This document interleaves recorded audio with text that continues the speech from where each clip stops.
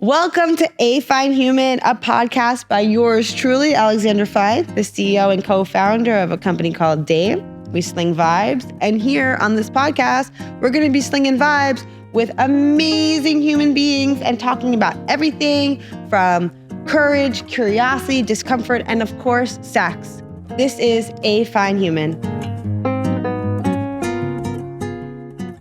All right. Hi, all. Welcome to A Fine Human podcast.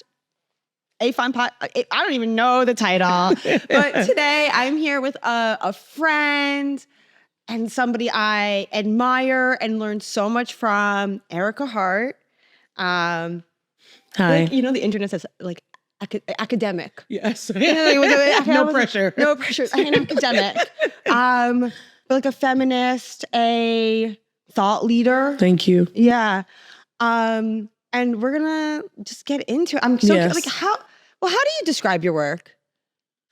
Ooh, I would describe my work as, well, first, sex education and just a conversation in the ways in which systems of oppression impact our access to pleasure. Because I think to me, what I love about you is like there's this underlying, sex educator. Yes. But you're not out there being like, this is how penises work and vaginas work. Yes. I mean, we do. I actually think my first experience with you was a little bit of, was a sex and gender education. Yes. But we go so far beyond that. Yes. But before we get there, what brought you to sex education? How did you... Yeah. So I'm a Sagittarius. I think that's important to the story. I ask a lot of questions. And when a Sagittarius doesn't get their questions asked, they ask more questions. And then we're knowledge seekers. So then we're like, well, what is the answer if you won't tell me? And then also, why won't you tell me? And that like totally resonates with me because when it comes to sex, it's just like, there's so many... like, how do we exist? And it's so wild, in parenting, how easy, we explain everything to our kids, but then those questions come up and a lot of parents freeze. Yeah. They don't know how to address it, which we're parents now too. Yeah. And it's like, well, it's actually really not that hard. It's pretty simple. Yeah. But I actually had a really similar experience when I was in first grade. I went to I went to a party with my cool aunt who lived in the city. Cool. It was like 6.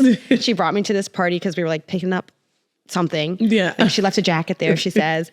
And there were drag queens. And these drag queens, like I was like, they're sparkly, they're beautiful. I'm 6. I'm like, tell me everything. They go, you a boy? You got to ask all these questions. Yeah. And I went back for my show and tell, and I explained the difference between being a drag queen or I had learned the language transsexual at the time. Yeah, yeah. And I got in trouble. Yeah. Oh. And they called the principal, they called my parents, and it really sparked something in me because nobody could explain to me what I did wrong. Yeah. Yeah. Yeah. I didn't lie. Yeah. I didn't do anything harmful. Yeah. But everybody felt uncomfortable. Yeah. And nobody was even sure if I did anything wrong. And I think that not getting that answer is also like, I think, core for me. Yeah.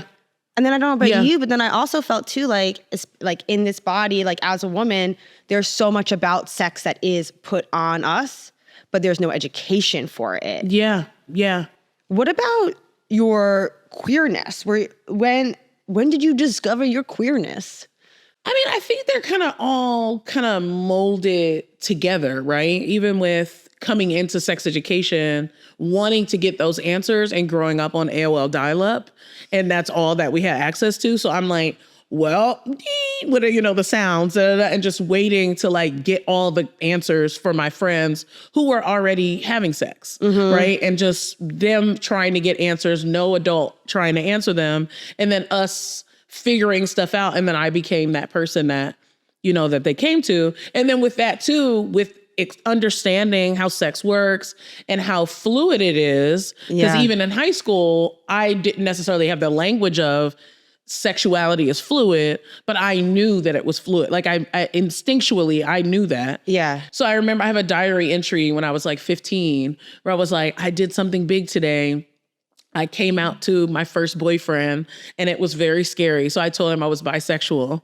And he was like, what does this mean? That you just want to have sex with girls or that you want to be in a relationship? And I'm like, just sex. Like, you know what I mean? Like literally trying to hold space for this, you know, were you saying teenage boy's masculinity, right? Like not, it wasn't actually the truth, but also such a weird question, right? Like I'm telling you that I'm interested in girls and you're asking me, what is it a lesser thing that's going to threaten who I am or our relationship? I do still feel like that is the question. Oh, that, 100%. That all the boys, 100%. And I think that there's also, I think, a lot of relationship dynamics that continue kind of, you know, honestly, I think my partner feels that way. He does not feel nearly as threatened by my outside of the relationship experiences with people with vulvas and vaginas as he does with men. Yeah. And you know, he can't even really explain it. And I'm like, you should feel threatened by some of these women. Like you absolutely. But that's a function of patriarchy, right? Totally. Yeah. He does like to say too, he's pretty sure that one day I will leave him for a woman. I do think that that is a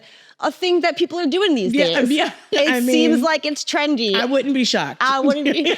I do really like him. I hope that our relationship could just be expansive maybe if I ever really, really wanted that. Yeah. Because I will say I've never actually dated a woman. And I do wonder, I do think like, why did I allow myself? Yeah. I gave the same thing where I was like, I allowed myself to be sexually open to it, but it just seemed too hard, I guess. It just seemed harder. Yeah. But it's also, what are the examples that you get? What is the encouragement that you get? We have kids and we know that even as kids, but watching our kids now, some of the main questions that adults will ask kids is, do you have a girlfriend? Do you have a boyfriend? Right? It's never, my kid is, allegedly a cisgender boy until he tells us otherwise. Right? And people are like, he was playing on the playground in San Francisco and the parents were like, oh, they're going to be girlfriend and boyfriend. And we're like, no, they're three, right? Three. But that is literally that indoctrination so soon that they're getting that messaging. So when would you have ever? When my daughter was 3, she was saying something. I said, I said something about 2 boys getting married. Yeah. She was like, no, Mom.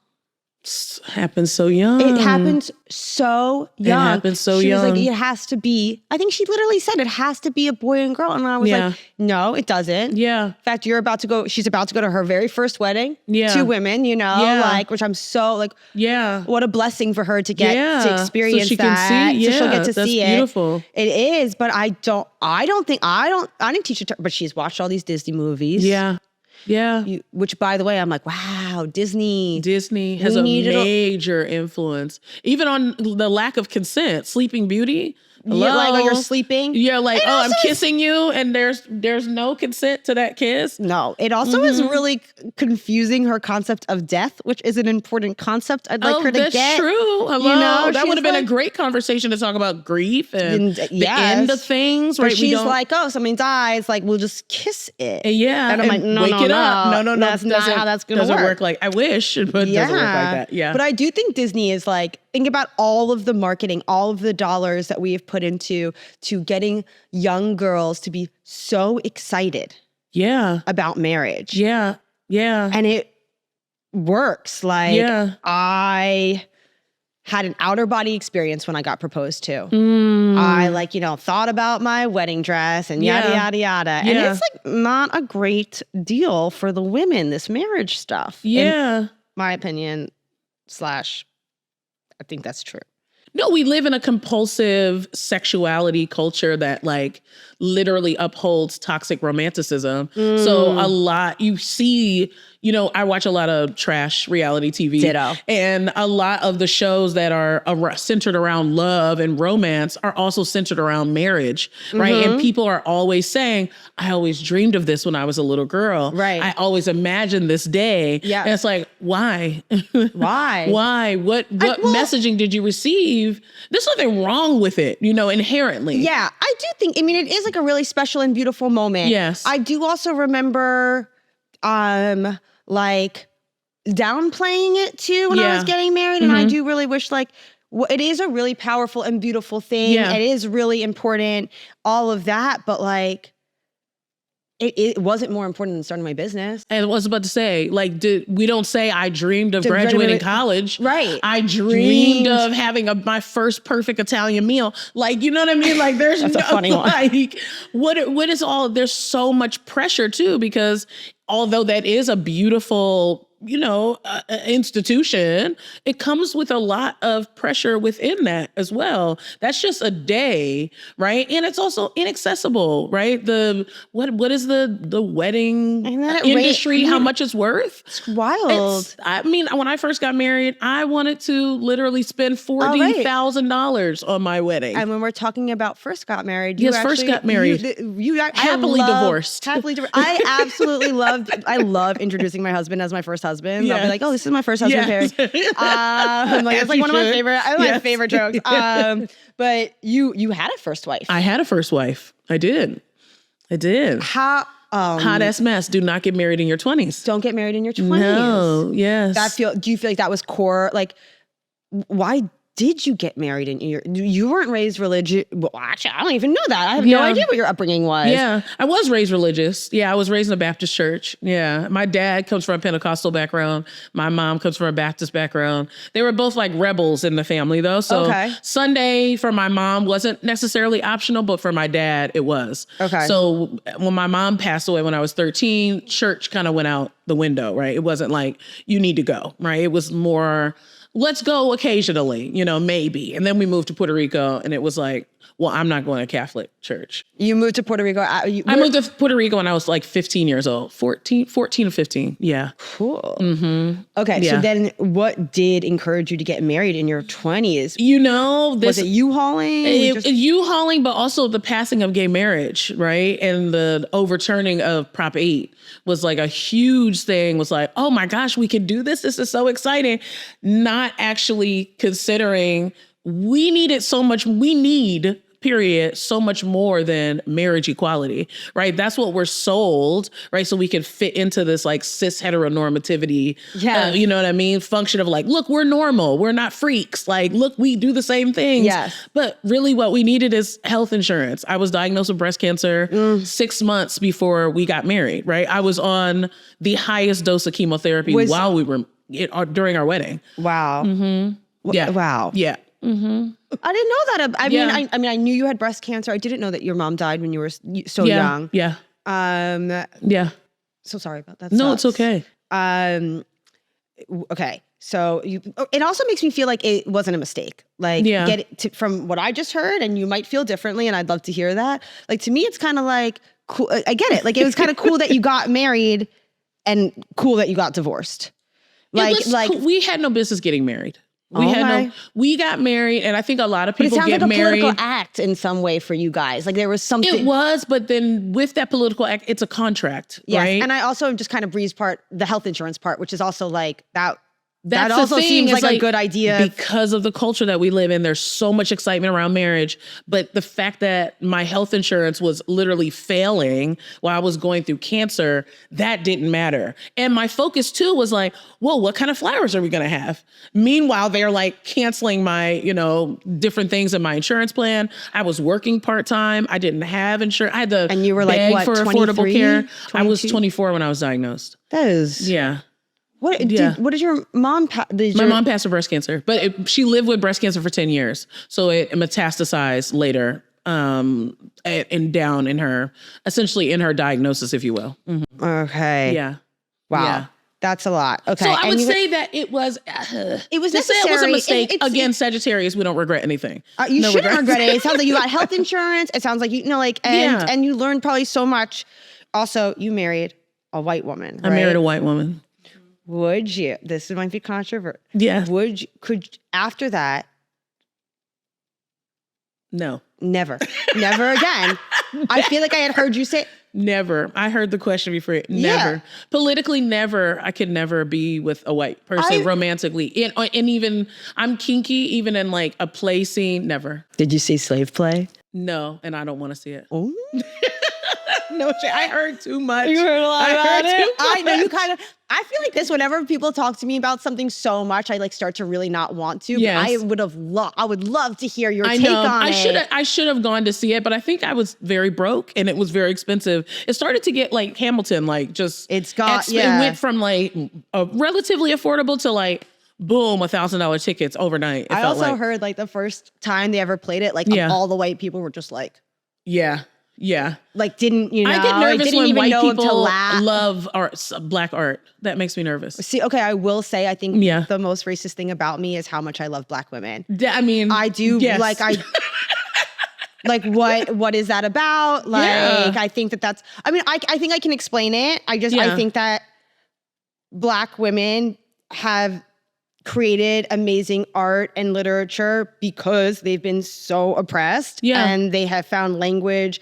And like, I think that that's what it is for me. So I'm like, okay, that's, you know. Yeah. I don't think it's racist. I think that we are similar to being groomed to get married and be excited about marriage. We're also groomed to fetishize black people and black art and distance ourselves. And I say I'm talking about white people. Yeah. Like white people are literally situated to like see the magnificence of black people. My partner did a talk yesterday and shared a quote from Charles Darwin in like 1877. And it was supposed to be inside of like abolition, where he was like, it's really wonderful to admire black people. Like that's important. Like this is Charles Darwin saying this. So like it's not necessarily racist per se, but it is inside of kind of the same wheelhouse. Yes. It's still just like, okay, it's interesting because I am, you know, to have deference and reverence, you know, for somebody based on whatever. But I hear what you're saying. It puts pressure in a lot of ways, but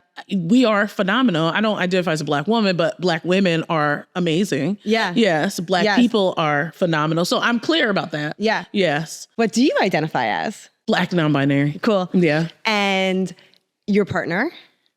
Ebony is transmasculine. Okay. And then, but your son?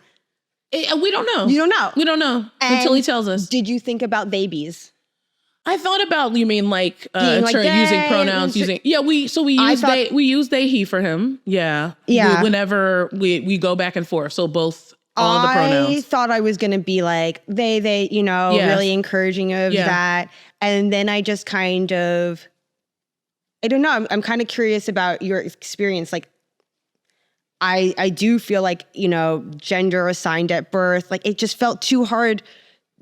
It's sex assigned at birth, but like, you know, we put gender on top of it. It's gender assigned at birth. It really is, right? And I kind of have come down with like, you know what? That's okay. Yeah. How do you guys feel? Like it, honestly, I think it was challenging from the jump. Institutions make it so much harder. So we gave birth in the hospital. They were stumbling over pronouns, our pronouns. So then when we said we want to use he, they for East, they were like, So it was already beginning. Yeah. And I think it takes something, right? Because even when he's now in daycare, right, and talking about pronouns with them, they're also sending East home with like Thanksgiving propaganda, like indigenous people and pilgrims. I'm like, well, the other day they were like, oh, we're going to sing not the national anthem. We're going to do the Pledge of Allegiance. This is a weird thing. Daycare. So I'm like, pronouns, what are y'all doing? Please take my child out of the room when y'all do the Pledge of Allegiance. My kids go to a daycare. It's a Spanish immersion. So it's definitely more of it's very cool. Yeah. The culture is definitely, I would say, it feels a little even more boys are this way and girls are this way. Yeah, very binary. Yeah. It's very binary. It's very stereo. So for like National Women's Day, they asked for the girls to get dressed up, and then they had the boys present flowers to the girls. Oh, Jesus. And this is what I mean. It's like so I think we're doing that wrong. Yes, we're doing this now. And then we come back to the romanticism, right? It's like such a funny it just way. starts so young. It starts so young, and it's also like, okay, well, it's great. The boys are honoring the women and their lot. There's like half of that where I'm like, all right, I see what you guys are doing. Yeah. But also like they don't know their gender yet. They also don't even know what gender is. They don't know what gender is.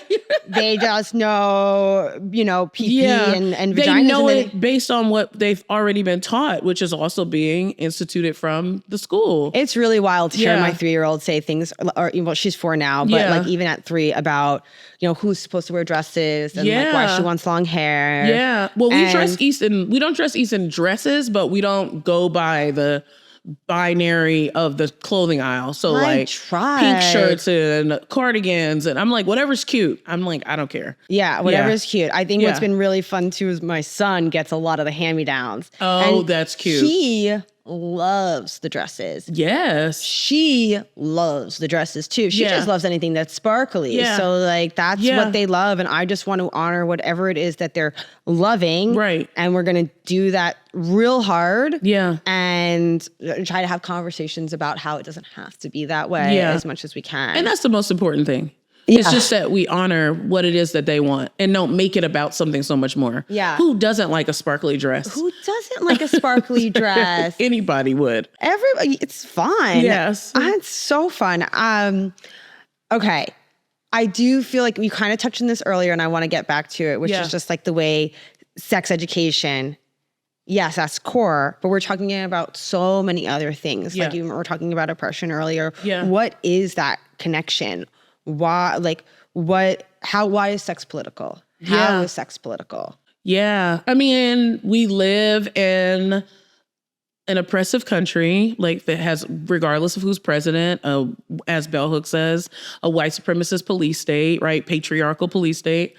And with that, sex has been weaponized, right? To control people, to control people's bodies, to remove their bodily autonomy. So a lot of times sex education, the field, becomes this apolitical space where we can yell vagina and penis to a group of, 1,000 people. And then people feel liberated to say those things because while there's so many images and billboards and commercials and ads and movies and whatever else about sex, nobody is actually talking about it. We're not actually having intentional conversations. And all of that is on purpose, right? To keep us in the dark so we could continue to uphold a society that is based in rape culture, right? Yeah. In so many ways. Like if you just think you're supposed to be in a relationship, you just think you're supposed to give your body to someone you're in a relationship with, you're never going to say, hey, I don't actually want to have sex, right? I just think about so many people in terms of relationships, so many people who are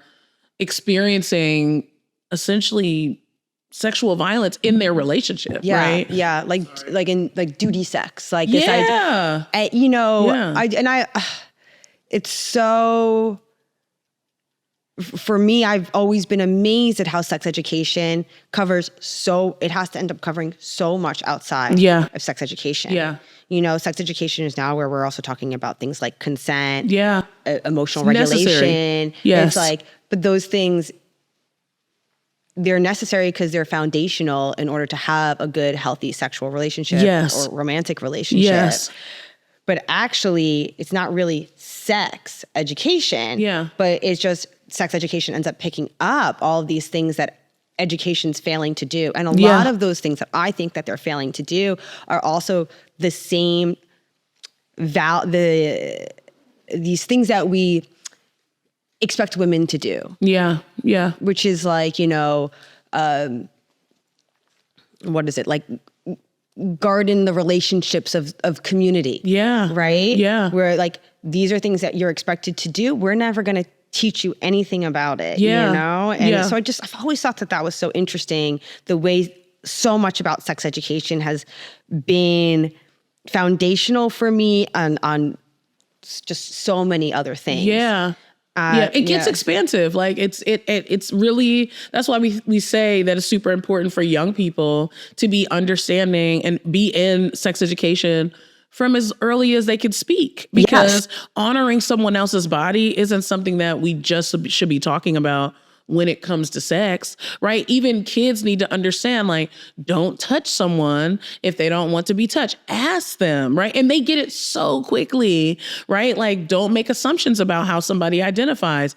Ask them, right? Or just don't make assumptions, right? Just hang out with people because they're people, right? Some people want to be in relationships and some people don't, right? You get to decide what you want with your body. Like, really empowering people with that is the power, the liberatory aspect of sex education. That's what makes it political. We're talking about people and people's lives and what directly impacts people's lives. And I think we're encouraging people to like rewrite their scripts or find a script that feels good in their body. That's not going to lead to trauma. Like that's like actually, I think, and to like fuck the state. Like, unfuck the state. Unfuck the state. Yeah. Or, you know, like fuck them into a better place. Yes. State deserves no fucking. Unfuck. Yes.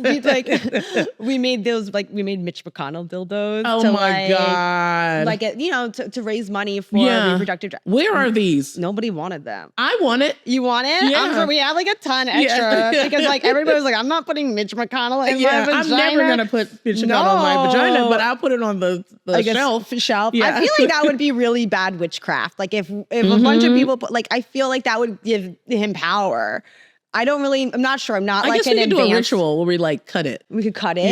Yeah. I also don't remember if like bleeding on things. I got to get a witch on here. I need like a witch on you need call. A witch. I need a witch. I do. Yes, I do. Yes. Do you have a good witch? I don't. You don't? I don't. That's all right. If I think of a good witch, I'll let you know. What? Okay. What is it like? Do people think you're in a heterosexual relationship? No. Very queer. Yeah. It feels, yeah. Yeah. Because sometimes you seem femme and they, you know, he's very masculine. He's never. No, we're very queer. Yeah. Brand. And I think because he's trans masculine and I'm also non-binary, but even regardless, we both identify as queer, sexual, like our sexual identity. Yeah. So regardless of our gender identity, our queerness is what makes up the romantic piece. Yeah. Well, then we'll just drop that segment. No. It's actually a good question. I feel like a lot of people think about that. I think it's a good question. I don't think you should drop it. Okay. Yeah. I met somebody once who was a trans man and he had gotten queer tattooed on his body. Like, I feel like queer, because he said all of a sudden people didn't see him as queer. Yeah, and there are trans people that are straight, right? And there are non-binary people that only are non-binary, be a little bit more complicated, but there are trans men and trans women that are straight, right? But my partner is not straight. They're queer. Yeah. Yeah. Mm-hmm. Oh, I did. I also. Yep. I definitely feel like I'm always like secretly getting information about my guests. In case, like, you know, we see you at a party, just like, no, like, so you guys, like, and I feel like we open? I feel like when I go to straight spaces, I don't feel like we fit in. I feel like we definitely stand out. Yeah. I think it depends on where we are and how we're looking and all of those things. Are you open? Is our relationship open? I identify as polyamorous. This is a good question. I identify as poly. What do I say all the time? Why am I forgetting this right now? Because we're poly-adjacent. Okay. I say poly-adjacent because when I met Ebony, I was in a relationship. We were dating, but it wasn't like a firm relationship, but we were serious, if you will. Yeah. And I told Ebony that I was poly and I was also about to go on a date with another person. And Ebony got upset. And I was like, well, this is going to be challenging because I'm poly, right? Yeah. And then right after I met Ebony, I went viral on the internet, right? With Afropunk or whatever, my pictures. Mm-hmm. And Ebony and I essentially started working together almost immediately. You were already viral. No, like, I wasn't. Not. No. People what about may have known. The breast cancer? That's that. That's that? Yeah, that's 2016. Mm-hmm. We met in 2016. That's when we met. Yeah, it is when we met. Okay. Yeah, so people knew my work, but not to that degree. Like I went from like 2,000 followers to 60,000 followers overnight. That's Yeah, it was wild. And that wasn't a time where things were like, ooh, viral. Like that's like, right. Yeah, people go viral now and it's like, whatever. Yeah, you went viral, but it was like a thing then. Yeah. So we kind of started doing business stuff together, and then we started to get more serious. And then we went to a few sex parties and we were getting recognized. Okay. And I was like, I can't do this. Like, people also, when you start to increase in followers, people want to latch on to you. They want to have proximity to you, and you don't know their intentions. So I just felt uncomfortable dating other people because I just was like, I don't know what people want from me. If you actually want to be with me, or you think that I could give you something. So that's also with friendships too. So that was more for you then too. Like, you started to feel safer in just more of a monogamous relationship, and dating new people became kind of. Yeah, so politically, So you got Ebb to go to a sex party. Oh yeah, he's down to do all of that freaky shit. He now wants to open. Oh, yeah, like we've been in conversation about opening, but the way that Ebony thinks about opening is that he just wants to have sexual relationships. Yeah. Which is opening, right? Yes, but there's just like a lot of like it's a different type. Yes. I think people think about poly and they're like, oh, that's one thing. Yeah. Like, that's a multitude. You go into a poly community. Like, I know people who one person's poly and they're trying to date other people that are poly, and they'll have these issues where they're like, well, my version of poly is I want us to go to play parties together. Yeah. I want us to together have these other experiences. And other poly people. Poly is just the umbrella term. It's a huge umbrella term. Yes. I mean, there's also a lot of ways to be monogamous too. I think a lot of people think that monogamy is this one thing, but like, you can ask, do you think watching porn is cheating? There are people out there who feel like porn is cheating. That's true. Like, it isn't, I think there's so many assumptions. I think about this all the time. My parents were so big on like, read a contract before you sign it. Yeah. No one really puts a contract in front of you when you get married. Yeah. There is no fine print. Yeah. I mean, there is somewhere, but you don't read it. There's no sitting down and being like, what is this going to mean for us? Like, what is the agreement? It's just this like, we're both supposed to figure it out and assume that you're on the same page. Yeah. Like, that's actually in the Jewish religion, there is a contract. Yeah. That you read ahead of time? I didn't What's it called? Oh, I'm such a bad Jew. I'm such a bad Jew. I think it's something with like a K. We'll find out. But I know a lot of my friends have them. They're beautiful. They'll frame them. Yeah. Yeah. And a lot of I love that. And a lot of my friends rewrote them because the original contract was like, not a good contract. They did like, not get it be right. Dutiful in every way. It was like honor your husband, kind of, Yes. So I do like that. I mean, I think, I think in the sex educator world, there's a lot of people who have a lot of religious trauma. Yeah, 100%. And in my classes, there's a lot of people with religious trauma that talk about Catholicism, that talk about Judaism, that talk about Christianity, right? And they're just like, these things are bad because they had repressed them in some way. And it's like, so. Yeah. But I think that there's a lot of really beautiful, there can be a lot of beauty in it too. I definitely think I think so too. Yeah. I think if you start to really get into spirituality and honor that this is the way that this was written so many thousands of years ago, and it was literally a guidebook, and you don't have to follow the shit word for word. Yeah. But also even people are like, oh, homophobia is in the Bible. No, it's not, right? Like your people are not actually reading. That's also a big part of this. And a lot of people are adding things that are political in nature that have nothing to do with. This blew my mind because everybody's like, oh, masturbation is sinful. Yeah. Masturbation's sinful. Yeah. I in college went back, Old Testament, why? This guy, his brother dies and he has to marry his brother's wife. Yeah. Because that's what you did back in the day. Yeah. So now he has to have sex with his dead brother's wife. Oh, dear. And he's feeling weird about it. Yeah. And he decides to spill his seed on the ground or on her belly, or instead of inside of her. Yeah. And God strikes him down. God strikes a lot of people down in the Old Testament. And then God strikes him down. God strikes him down. And that's it. Wow. You know the story of the graham cracker? No, what? Sylvester Graham, this is like the connection between fat phobia and masturbation. Sylvester Graham was like, I'm creating this nasty, disgusting graham cracker, not the delicious one we have today with all the cinnamon and shit on it. Yeah. But like plain Jane gross, because people need to know that they need to not masturbate. So if they eat this graham cracker, this will keep them from masturbating and also keep them thin, because that's most important. Mm-hmm. All of this shit is about procreating. That is so weird. Yeah, it's so gross. Yeah. Sylvester Graham. Yes, a really disgusting human. That is the history of the graham cracker. All about not masturbating. I had no idea. And does it make you want to masturbate even more so he could just like roll in his grave? Yeah.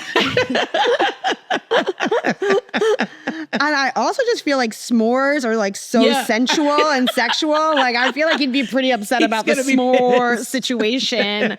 I feel like I don't know if people do like the ookie cookie if that's real. Yes. And if they do it, we just made s'mores this weekend. So yeah. Good. Yeah.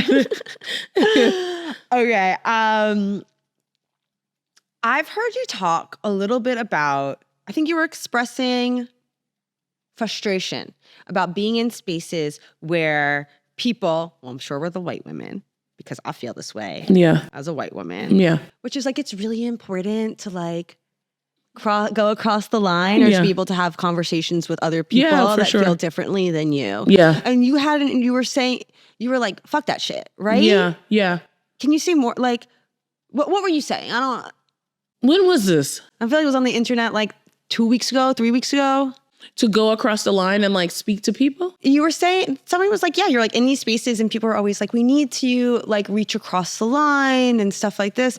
If you don't know what I'm talking about. I think what you're talking about maybe is like the trauma that is required to do that. The labor. Not everybody should have to do labor. that. No one should have to do that. I the emotional labor to do that. There's plenty of books out here to read and understand. I don't think anybody, well, first of all, no one should have to. Yeah. I think it's really great that some people want to. Yeah. But nobody should have to. Yeah, it's like, and if I do that work and I get paid to do it. Dude, a lot of times people expect folks to do that unpaid. Yes, a lot of time. That's the part, it's like the continuation of fucking slavery. It's like I'm giving you all of my emotional labor, all of the, things, the trauma that I've experienced for you to be like, wow, you're so powerful.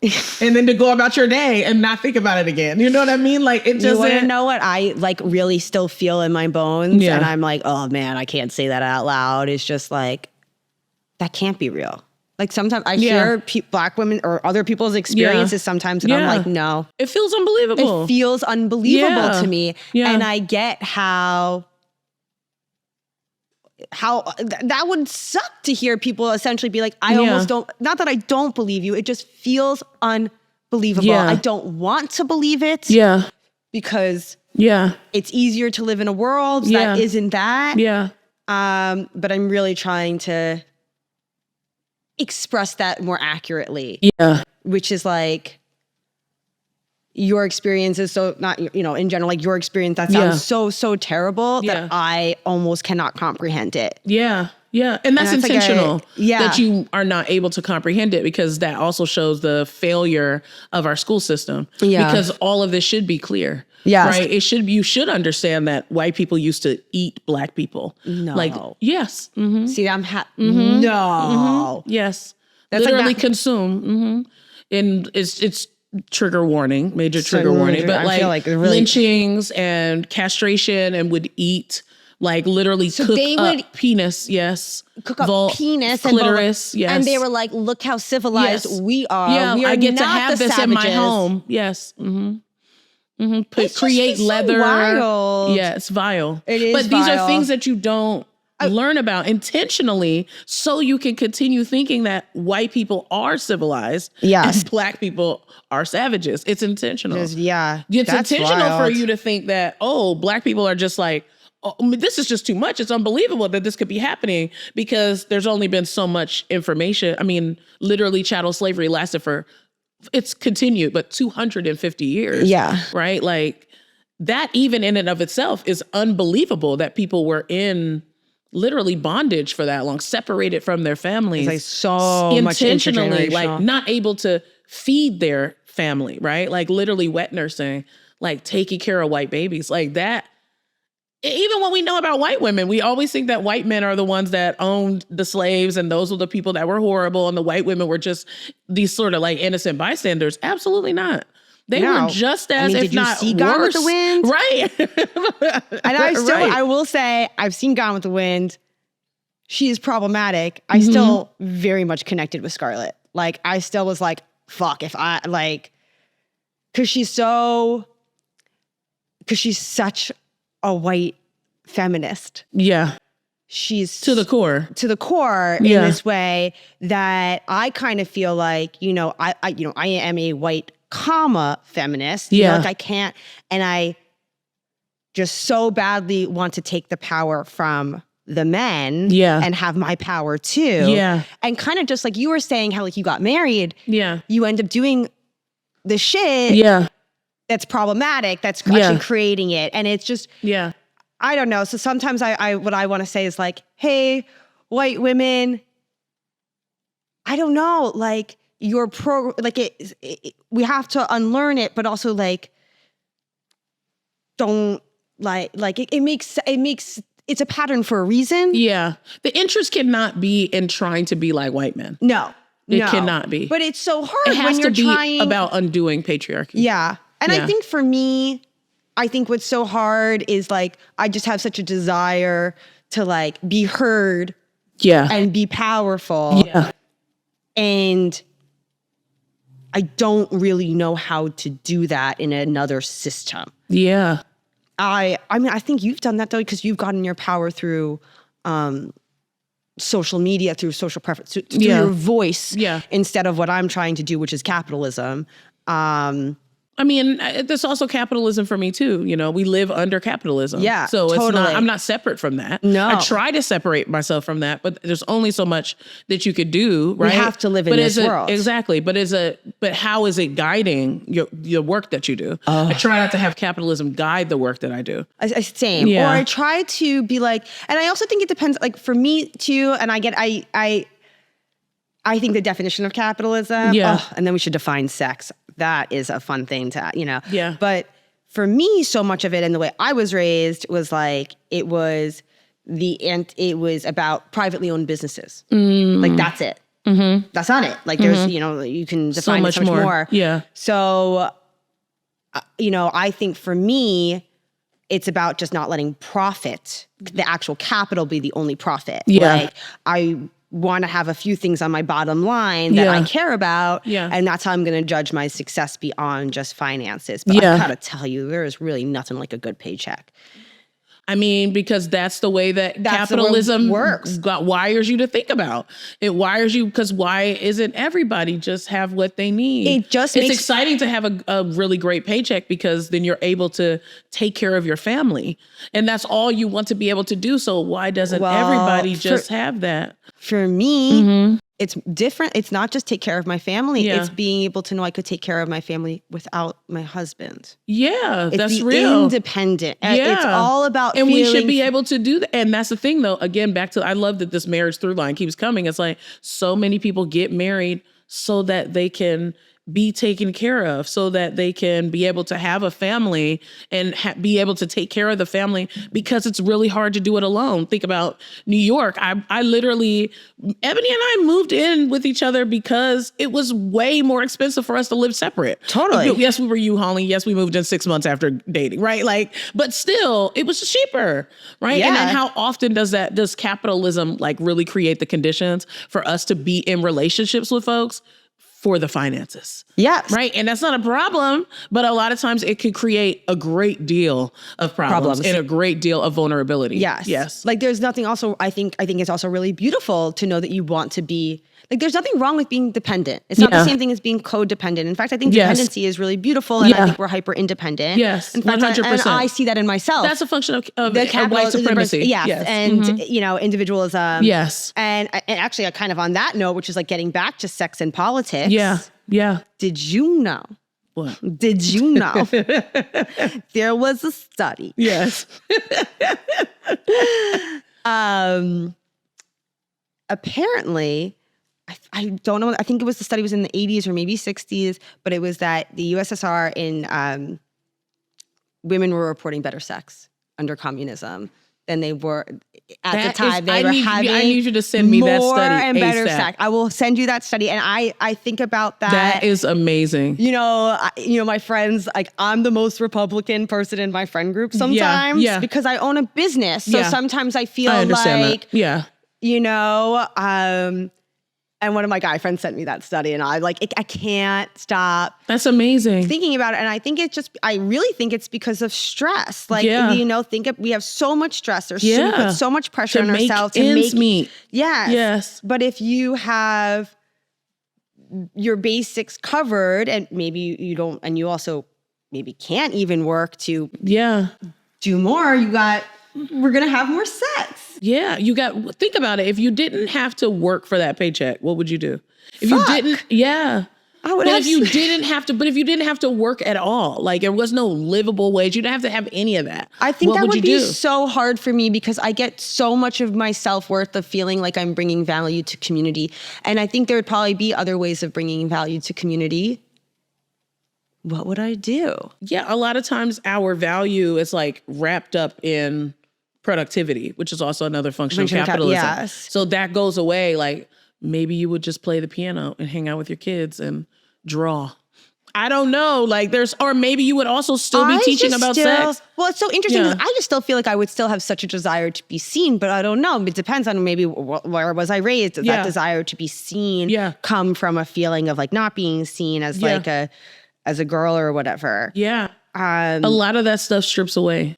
A lot of that stuff would strip away. I mean, I think it's why we have better sex on vacation. Yes. I think the best sex Can we talk about that? Is a word that you just said. Yes. That's a word. It's true. Because you feel at ease. You feel relaxed. We're in less stress. We're not worrying about, okay, what's the next meeting I have? What's the next thing I need to get to? And praise God if the children are not there. And I think it makes sense. Yes. And it even makes sense biologically because I think we need to feel safe. We need our central nervous system to be in a safe place in order to feel erotic. Yes. And when our central nervous system is like just up all over the time. Which capitalism does, literally.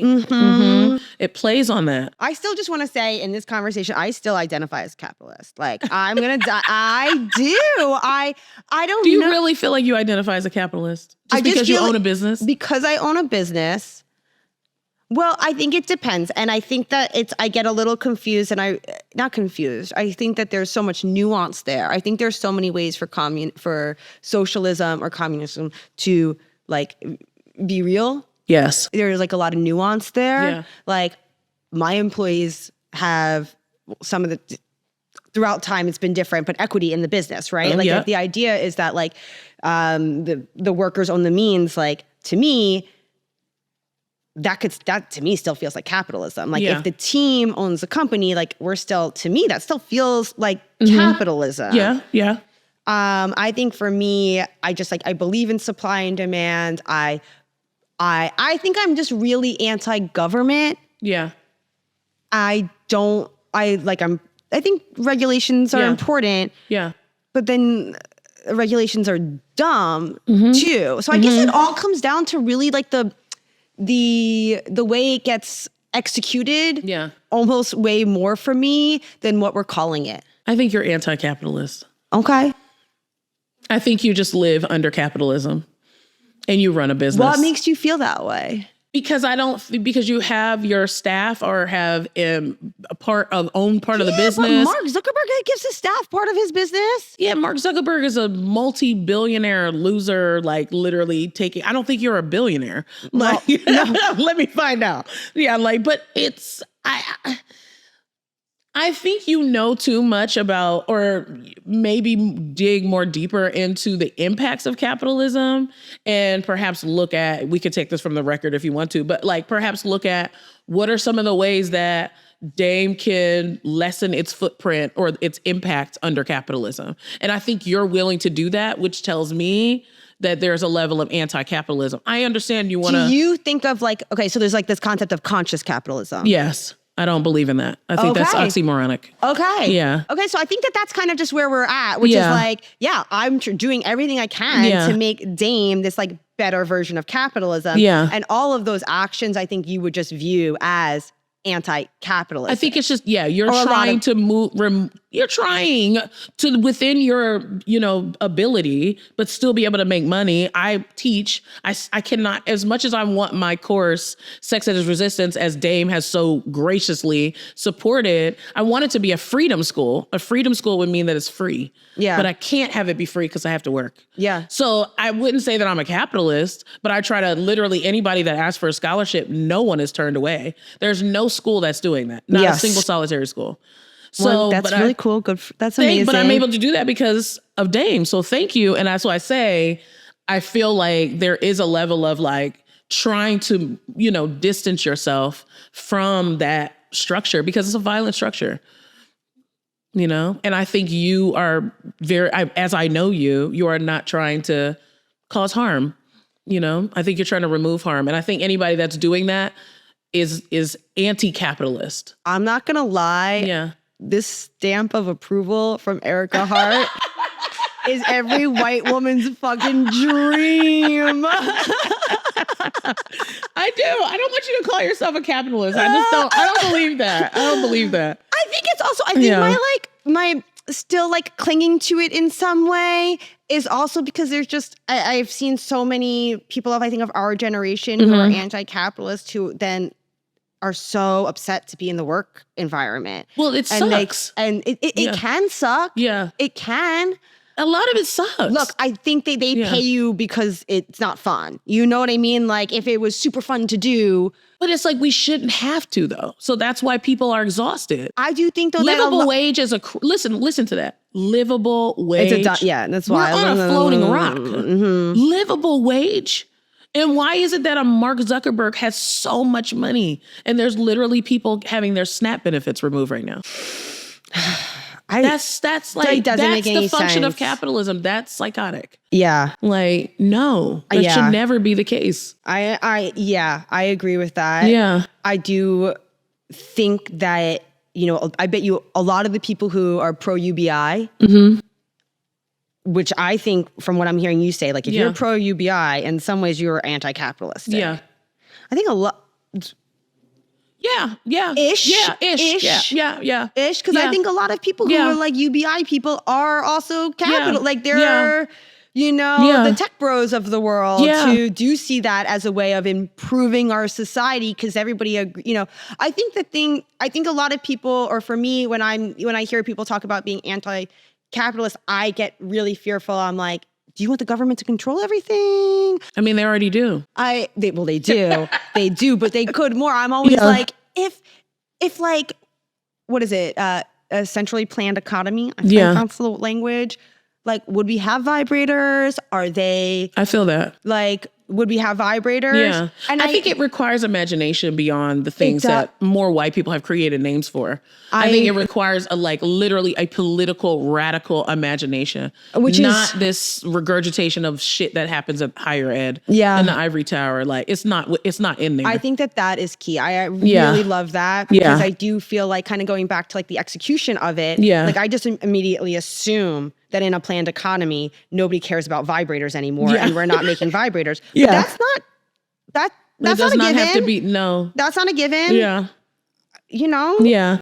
People are going to get pleasure. I love that stat, the study about under communism. Like folks are going to experience pleasure on their own terms when they want to, accessibly. Right?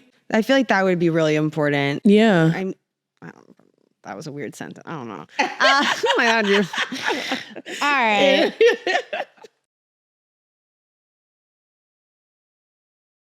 Okay, I got one last question for you because I really like this question. How would you define sex? What is sex, Ericka Hart? I don't define sex. I mean, it has two meanings, right? There's act of. And act of. How do you know? Act of. Okay. How do you know if you've had sex? Me personally or in general? I think educator hat. I don't define it. It is sex is whatever you say that it is. Oh, okay. It's if it's holding hands, if it's cuddling, if it's cunnilingus, if it's fellatio. A good conversation. Whatever it is, a great conversation, right? We want to hold space for folks who are aromantic, asexual, right? Yeah. Experiencing sex in so many different ways, but also just sex, period. There can be experienced in so many ways. Sex for me, Ericka, I would say is a combination of a lot of those things. I love sex with myself as well. I don't think we talk about that enough. It's like masturbation as if it's not sex. Yes, it's still if it's not sex. Like, I think that's so important. Which, by the way, when everybody's like, oh, Gen Z, they're not having sex. I'm like, are they masturbating? I think they're still masturbating. Right. They're still that's having... important. Yes. And we don't value the sex with yourself. We only value sex with another person. Which, by the way, I do. Like, and I also think they're probably having a lot more sexting, and they're probably having a lot more digital forms of sex. And how is that not sex? All right, and that is definitely sex. I was having cyber sex when I was 14 years old. Totally. Right? ASL. Yes. I was like 25. 25, 36C. I literally went into my mom's room because somebody asked me what my bra size was, and I didn't know bra sizes yet. So I went in, I came back, I was like 34B. Yeah. And the guy or person, I don't know. Who knows who was on the other end? Who knows was like, make something else.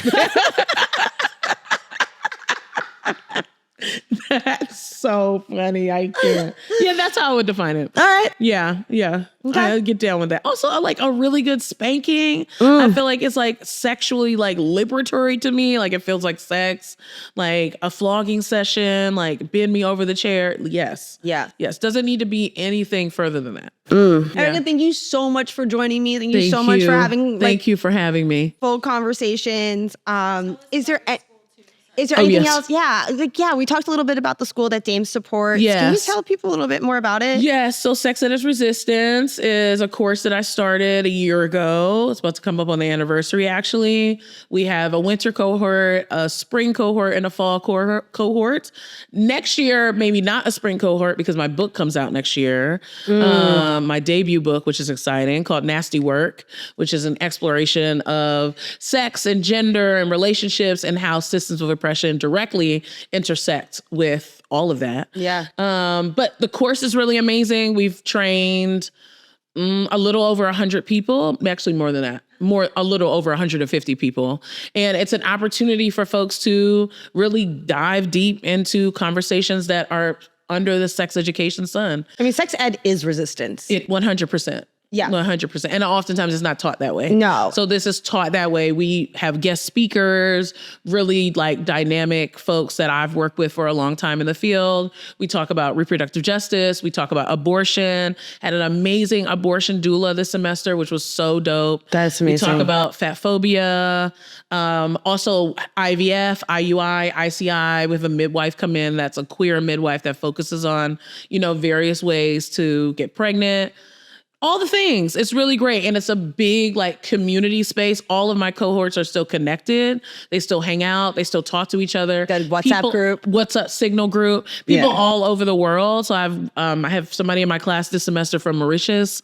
I have someone next semester from there's always people from Spain, Italy. Last semester was Kenya. Like literally everybody all over the world has been in this course. And it's great. It's live. It's not recorded. I am just like so honored and happy that I get to support it. I've really, really appreciated. Dame has been like a major sponsor. So thank you.